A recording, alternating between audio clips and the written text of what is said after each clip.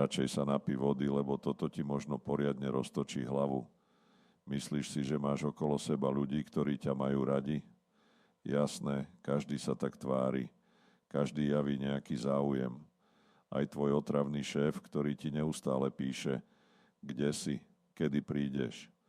Zase si sa neozval a už si 4 minúty mimo kanceláriu. A ešte ti pošle emotikony s hnevom, ako keby ho mal včera zraziť kamión. A teraz ti dám malú výzvu.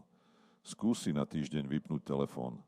Týždeň, nie deň, nie 48 hodín, nie 3 hodiny. Týždeň. A keď to naozaj dáš, telefón zapni znova. A teraz otázka. Kto ťa kontaktoval, lebo len niečo od teba potreboval? Ako napríklad ten šéf, ktorému nepristála na stole káva. Kto ťa kontaktoval, lebo si mu chýbal? Kto začal mať o teba starosti, či si v poriadku? Takto veľmi ľahko zistíš, komu naozaj na tebe záleží.